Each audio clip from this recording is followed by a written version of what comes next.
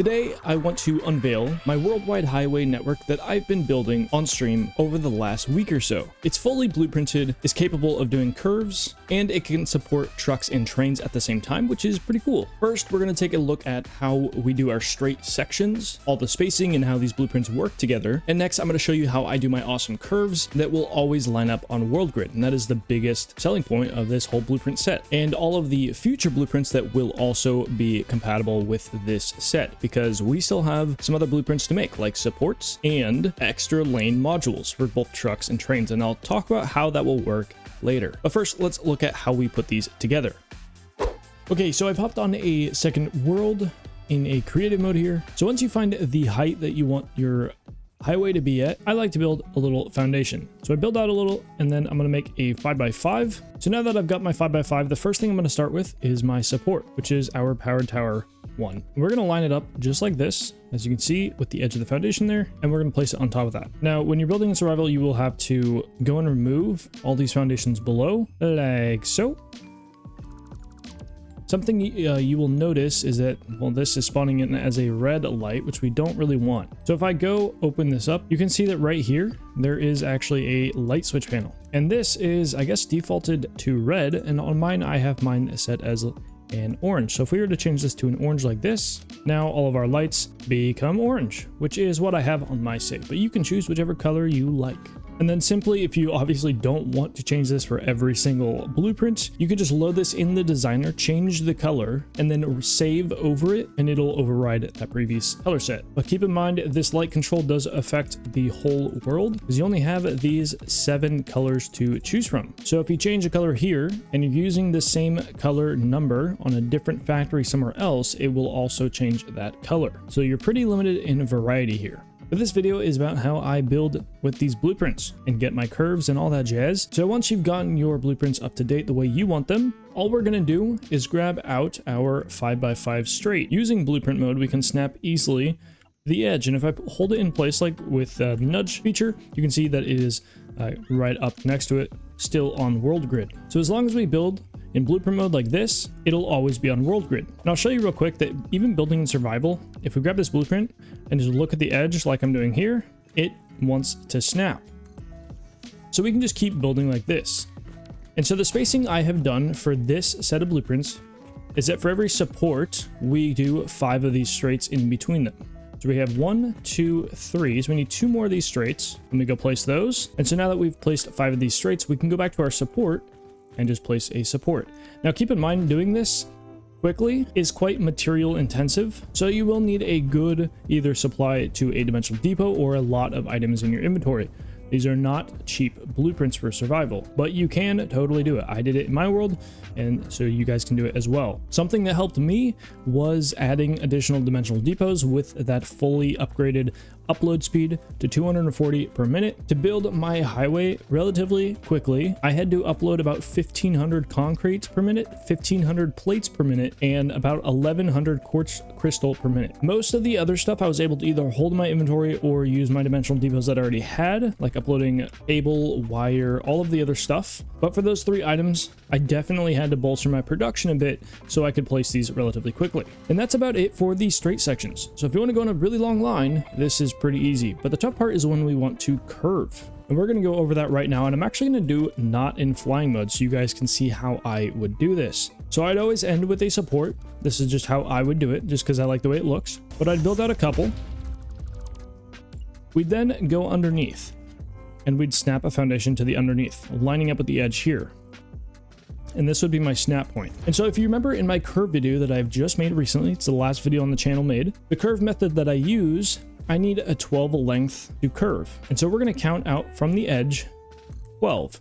So this, because it's 5 wide, is already 5. So that means we need to go 7 more this way. And that would be this foundation right here. So from this foundation to the edge of the highway is 12 foundations. And I may have made a mistake when I was placing the blueprint originally, and I placed it off by 1 tick. Silly me. But we're going to ignore that for now. If we were to nudge a foundation over 1 tick, you can see it lines up with the world grid. That just means I placed the blueprint wrong initially. That is my fault. That is maybe the most important lesson here. Make sure you place your blueprints correctly. But the gist of what we're going to do is make our curving platform one foundation lower so we can snap our blueprints on top of it.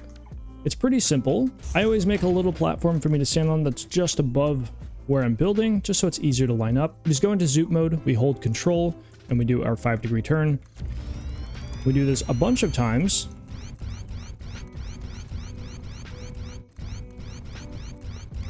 And me personally, I like using either grip metal or fix-it foundations because the edge of the foundation lines are really easy to see, and you'll see why that makes a big difference here in a second. So all we do now after we zoop that out is we go and zoop a couple more. So this is now 12 foundations in the length. And at this point, now that we have our full platform to snap to, we could remove all these extra ones, or you can do it after, whenever you want really, but you can remove all of these. And again, I'm doing this without flying just so you guys can see that you can definitely do it. So the next piece that we're going to grab is a 5x1 straight. Now this is for the end caps of the curve, as they are straight pieces on world grid. So all we're going to do, I always have the arrow facing to the right, but it really doesn't matter because these are symmetrical. But we just line this up with the edge of the foundation. Now these can be a little confusing to see, so using nudge here can be helpful. The edge of the foundation is right here, so I'm just going to put that right up to the edge, and this is now perfectly lined up. This is why I like using either fix-it or grip metal, just because these edges are super easy to see. So I'm going to place this one here, and for the curve there are 2 blueprints you're going to want to use. Now there are 2 because of Z fighting. That is a thing. And so I have this 5x1 left lower and 5x1 left upper. Now ignore the left part, that doesn't matter, but the lower and upper do. So the next piece we're going to grab is the lower. You want the arrow facing to the right when you're on the inside of the curve like this, because the walls on the side are kind of tucked in, as you can see, and this will kind of minimize the clipping issue that we will run into. And we basically want to line this up with the edge of the foundation, which is right here. And you'll see we will place this lower one, and then the method I use is I just do every other one as the lower. So we're going to ignore this next foundation, and then we're going to go to the one after, place the lower, line it up with the edge of the foundation like so, and we're going to do this the whole way down. We're going to alternate. So again here, skipping a foundation, lining it up, placing, and at some point on the curve, when you try to go place, it'll turn 90 degrees. That's just because your orientation has changed. So if we were back on one over here, it'd be facing the right way. But as soon as we go a little too far in degree of turn, the blueprint turns. So we just have to turn it back. So you'll see that when we get to the other side here, the last one is also a lower before we get to the last straight piece, which is, this is the end cap. So this is when we go back to our 5x1 straight. And again, we line that up just a little bit like that, and we can place it. And the last step here is to go and grab our upper. And I'll explain why these are named this way in just one second, but we're going to do the exact same thing we just did, and we're going to fill in all the gaps, all the alternate ones that we skipped, with the upper variant. And again, making sure that arrow is always facing to the right, and make sure that the shortened variant of the wall is on the inside curve here. So after we place all of these, we now have this awesome curve. But you'll see, if I look at these lines here, there's no Z fighting, at least right here. There is some Z fighting over here, just ignore that. But the really bad part would have been right here. What I did is that I lowered the foundations on the inside on every other blueprint. So the ones that are named lower, actually the foundations themselves are lowered so they don't Z-fight. They're lowered by a few pixels, and it can be kind of tedious to do, but I think it's definitely worth it in some scenarios, this being one of them when there's so much overlap on some of these foundations. The top does not have this, so this is what you'd be seeing all the time. So you'd see a lot of this, and this is really bad. The reason why I didn't do it on the top is because it'll be covered by rails, so you won't actually see this, so I didn't really bother to do it on the top. But the bottom, where you might be driving, this is much more noticeable. Again, you don't have to do all of this. This is just the way I did it to get my rail system looking like this. So I'm going to jump back in fly mode here. So now we have our end cap, our 5x1. So all we can do now is just grab our support, and we can go into blueprint mode again and snap it there. But when we snap to the edge, there is a little bit of a hitbox variant because of the switch, the light switch that's there. So all you have to do is just nudge it in just like that. So we just nudge it in one tick. Now you will have the platform that we originally built on will still be there. So if you want to go and delete that, you totally can. It's a bit tricky in survival, but once you've done it a few times, you'll probably be able to delete them pretty quick. Now, some people in my last video did comment saying that you can utilize a little bit of blueprinting to assist in the, making it faster to build these curves. And that is true to an extent, but you can't blueprint the whole curve at once unless you're using a larger blueprint designer, and that's a whole another can of worms. But now all we have to do is really just snap our 5x5s down the line. And again, the spacing is 5 of these 5x5s in between the supports. So after placing 5 of them, I can come in here and place another support. Now, something I didn't talk about was the reason why we do 5 of these blueprints in between, and that's because the length that you can put a power tower is, I think, 300 meters exactly, which is 37.5 foundations, I believe. Yeah, if we do 300 meters divided by 8 meters, which is the length of a foundation, it is 37.5.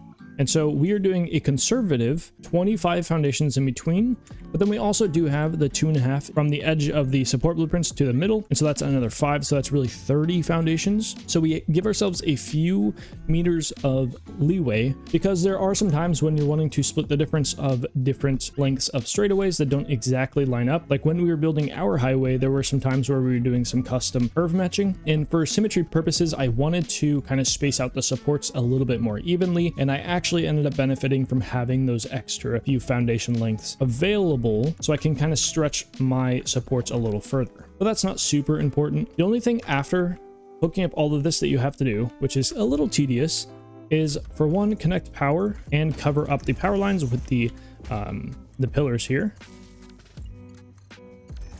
And it definitely was a little bit of a pain, but it didn't take super long for me. It definitely took a few hours to go around the world and connect all of these pillars and power connections. But you want to do this because none of your streetlights will get power, and so you won't have your road lit up like this.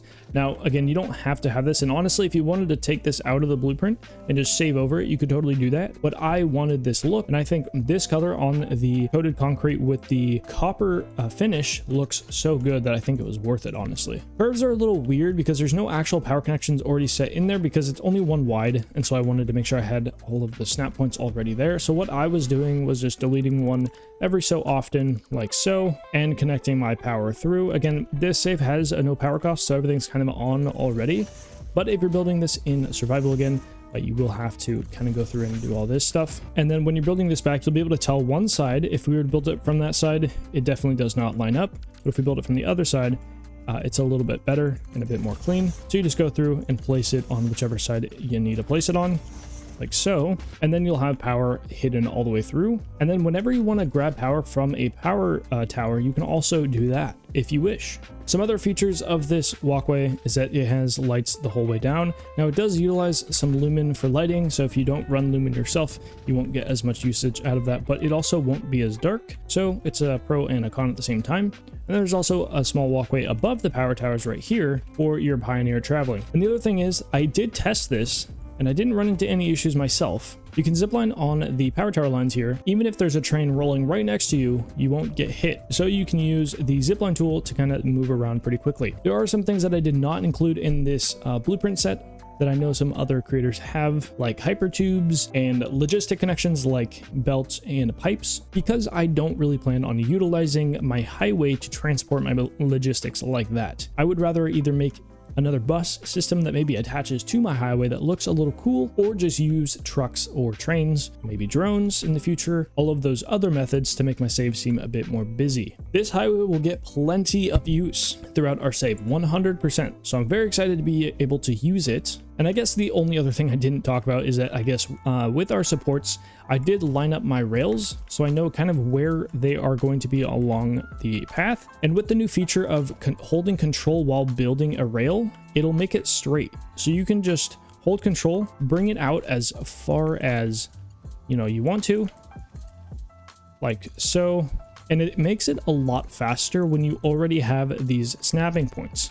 But that's kind of the whole method of how I used these blueprints to make my railway and make these awesome curves. I'm a big fan of using this method because it always stays on world grid. So in the case like that we did, where we built a highway that goes all the way around the whole map on my main save, I can pull off of my highway and be on world grid, which is awesome. Or if I build a factory and then I want to connect to my highway, I know for a fact I'll always be on world grid.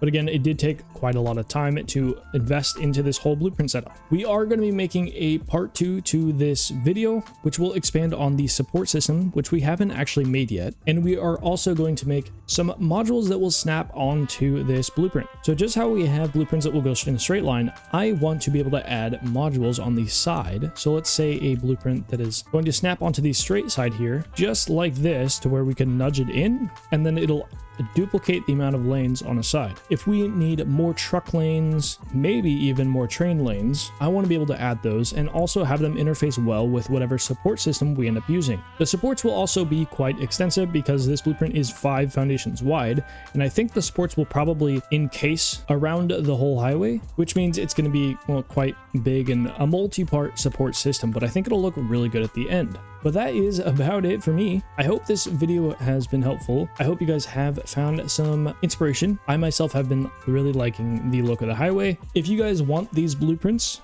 by time of release of this video, they will be on Patreon, and I will be uploading my save at the end of the month, as I have been doing, along with any other blueprint that I use on the save. And something special for those who have been following the Twitch streams recently, we've had a lot of support in gifted subs, which is kind of a big deal on Twitch. It really is a great way of supporting a creator that you enjoy watching. And so for this specific blueprint set, I will be releasing them to the VIPs in the Discord, which you get by being subscribed to the Twitch channel. It is paid, but I wanted to be able to give back in some sort of way to all the people that have supported over the last 6 weeks. It has been pretty ridiculous. I still want to keep Patreon pretty exclusive to blueprints because people who support on Patreon, I don't want to take away the value from there. But for the highway set, it will be uploaded to the VIP channel in Discord a few weeks after this video, not right away, but within a few weeks. But yeah, I appreciate everybody watching this video, and hopefully you guys again have found some use or some inspiration at least from this specific design. And if you're interested on any of the next projects that we will be starting, because some of them are pretty big and we'll be starting hopefully within the next couple weeks, you can either check the streams on Twitch or YouTube, whichever platform you prefer, because we multi-stream now. And there's also a live tab on the YouTube channel here that houses all of the VODs of the live streams. So if you ever miss something or maybe see something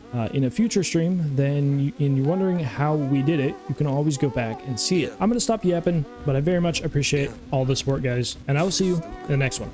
Peace. I'm slick with words, tongue sharp, you left in thirds. You pitching verbs, I knock it out, I'm flipping birds. While smoking herbs, I'm blocking out what often hurts. I'm moving herds, it's me, my family, money merge.